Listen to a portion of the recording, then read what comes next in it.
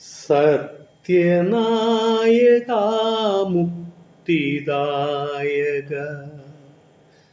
പുൽത്തൊഴുത്തിൻ പുളകമായ സ്നേഹഗായക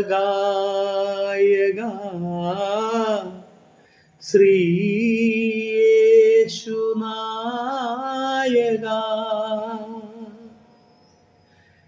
യേശുനാഥ, അങ്ങയുടെ തിരുവചനം ശ്രവിക്കുവാനും ഗ്രഹിക്കുവാനും പാപികളും ബലഹീനരുമായ ഞങ്ങളുടെ ബുദ്ധിയെ പ്രകാശിപ്പിക്കണമേ. സ്നേഹമുള്ളവരെ,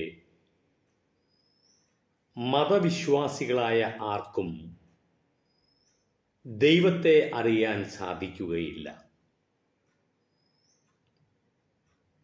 വിശുദ്ധ മത്തായിയുടെ സുവിശേഷം 23-ാം അധ്യായം 15-ാം തിരുവചനം.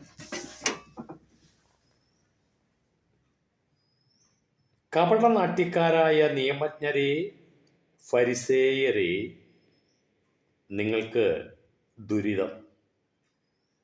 ഒരുവനെ നിങ്ങളുടെ മതത്തിൽ ചേർക്കാൻ നിങ്ങൾ കടലും കരയും ചുറ്റി സഞ്ചരിക്കുന്നു. ചേർന്ന് കഴിയുമ്പോൾ നിങ്ങൾ അവനെ നിങ്ങളുടെ ഇരട്ടി നരകസന്തതിയാക്കി തീർക്കുന്നു.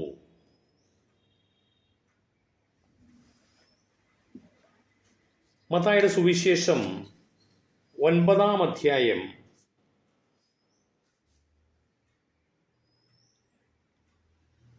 9 മുതൽ 13 വരെയുള്ള തിരുവചനങ്ങൾ. യേശു അവിടെ നിന്ന് നടന്നു നീങ്ങവേ മത്തായി എന്നൊരാൾ ചുങ്കസ്ഥലത്ത് ഇരിക്കുന്നത് കണ്ടു. യേശു അവനോട് പറഞ്ഞു, എന്നെ അനുഗമിക്കുക. അവൻ എഴുന്നേറ്റ് യേശുവിനെ അനുഗമിച്ചു. യേശു അവൻ്റെ ഭവനത്തിൽ ഭക്ഷണത്തിനിരുന്നപ്പോൾ അനേകം ചുങ്കക്കാരും പാപികളും വന്ന് അവനോടും ശിഷ്യന്മാരോടും കൂടെ ഭക്ഷണത്തിനിരുന്നു. ഫരിസേയർ ഇത് കണ്ട് ശിഷ്യന്മാരോട് ചോദിച്ചു, നിങ്ങളുടെ ഗുരു ചുങ്കക്കാരോടും പാപികളോടും കൂടെ ഭക്ഷിക്കുന്നത് എന്തുകൊണ്ട്? ഇത് കേട്ട് അവൻ പറഞ്ഞു, ആരോഗ്യമുള്ളവർക്കല്ല, രോഗികൾക്കാണ് വൈദ്യനെ കൊണ്ട് ആവശ്യം. ബലിയല്ല, കരുണയാണ് ഞാൻ ആഗ്രഹിക്കുന്നത് എന്നതിൻ്റെ അർത്ഥം നിങ്ങൾ പോയി പഠിക്കുക. ഞാൻ വന്നത് നീതിമാന്മാരെ വിളിക്കാനല്ല, പാപികളെ വിളിക്കാനാണ്.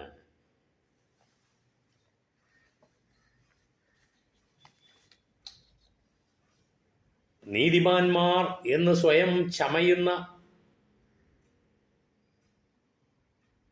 ദൈവഭക്തർ എന്ന് അഭിമാനിക്കുന്ന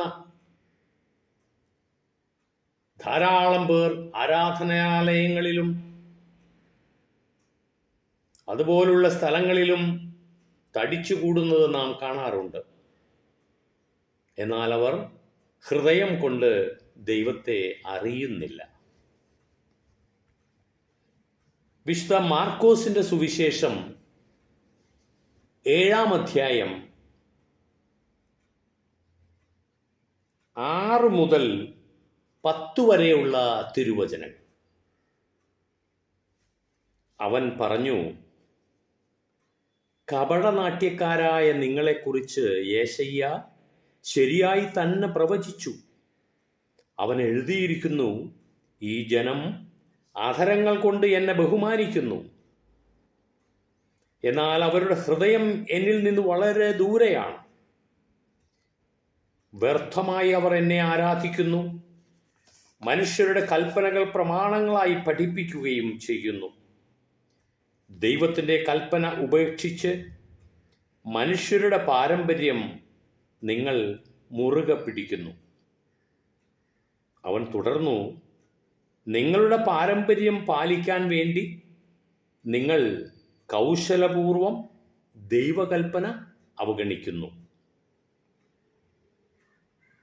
എന്തെന്നാൽ നിന്റെ പിതാവിനെയും മാതാവിനെയും ബഹുമാനിക്കുക. പിതാവിനെയോ മാതാവിനെയോ ദുഷിച്ചു പറയുന്നവൻ മരിക്കട്ടെ എന്ന് മോശ പറഞ്ഞിട്ടുണ്ട്.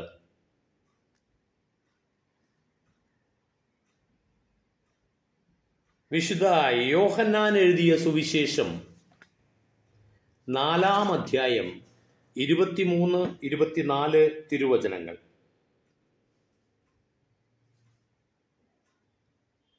എന്നാൽ യഥാർത്ഥ ആരാധകർ ആത്മാവിലും സത്യത്തിലും പിതാവിനെ ആരാധിക്കുന്ന സമയം വരുന്നു, അല്ല, അത് ഇപ്പോൾ തന്നെയാണ്. യഥാർത്ഥത്തിൽ അങ്ങനെയുള്ള ആരാധകർ തന്നെയാണ് പിതാവ് അന്വേഷിക്കുന്നതും ദൈവം ആത്മാവ് തന്നെയാണ്.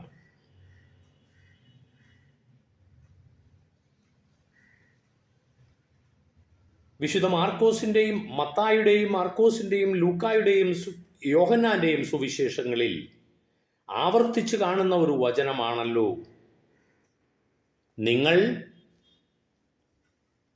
ദൈവത്തിൻ്റെ ആലയം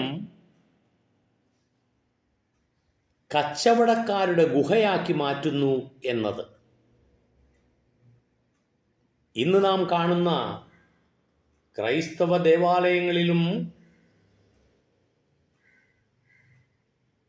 അവിടെയുള്ള കുർബാന തർക്കങ്ങൾ, അവകാശവാദങ്ങൾ എന്നിവയും ക്ഷേത്രങ്ങളിലും അതുപോലുള്ള സ്ഥലങ്ങളിലും നടക്കുന്ന കൊള്ളയും നമുക്ക് ഈ വചനം സത്യമാണെന്ന് ബോധ്യപ്പെടുത്തി തരുന്നു.